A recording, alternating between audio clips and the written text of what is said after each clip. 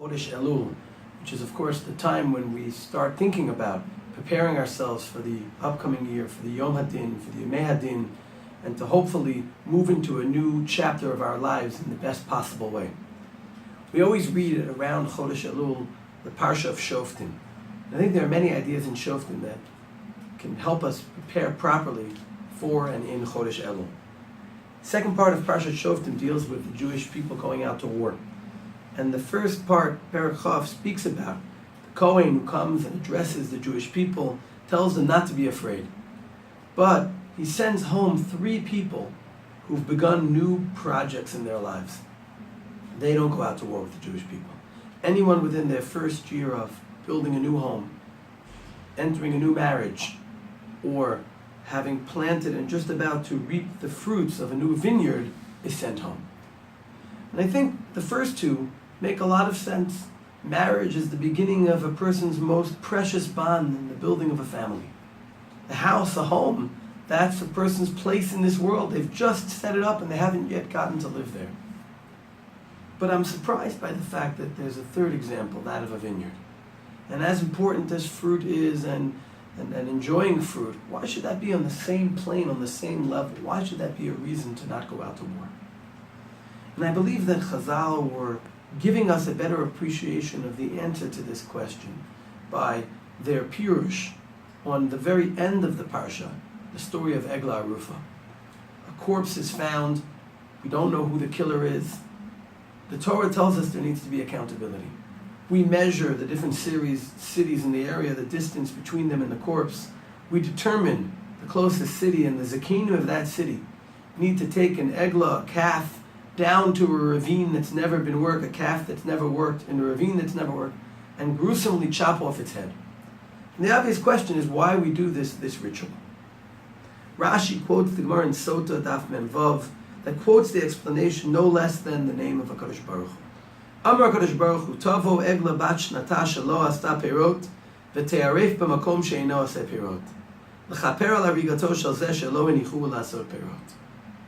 The Torah is teaching us that the death of a human being who could have created, who had potential, who every moment of his life could have been used for something, for some contribution, what the Gemara and what Rashi calls to be oseh perot, and that potential has been lost, we need to do something about that. We need to mourn for that lost potential through a ritual that focuses on the lack of realization of potential, the Eglah, the ravine. And this is obviously a huge lesson about the ability and therefore the responsibility of people to produce. Life is about production, what we do with the precious time that we have. And that's why, to a certain extent, the planting of a vineyard is more significant than marriage and than building of a home. Because marriage and building of a home are the context, building our relationships, developing what should facilitate the goal, which is production of perot. A person has planted a vineyard, they're about to see the first fruits that can be used. That's not a time to go out to war. I believe there's also a second level to the message here. Because it's not just any perot that keep one from going out to war. It's the perot that come from a tree. And that's different than perot that grow from the ground. That's why we have the bracha of Borei Priya Eitz and not just Borei Priya Adama. The significance of a tree can be seen from the parsha that comes in between the 2 pieces that I'm discussing. And that's the parsha that describes the laying of siege to a city. And what we're told is that when siege is laid, you should be careful not to cut down a fruit tree, to use it as a battering ram. To use every object to its maximum potential, to not waste the potential of another object, not just ourselves.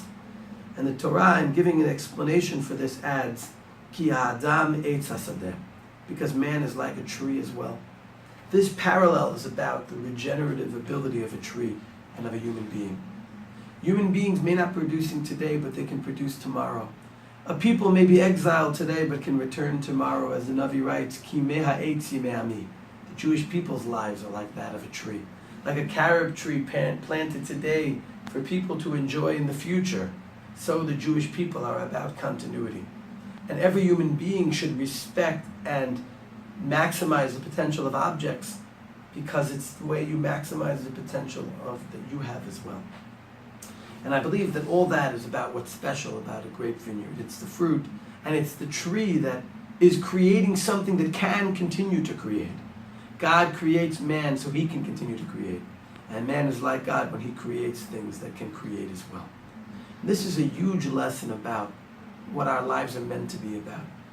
We choose at every moment whether to fritter away our time, things that don't really matter and produce, or whether to invest our time on things that do matter, things that matter long term, the learning, the ma'asim tovim, and the building in this world.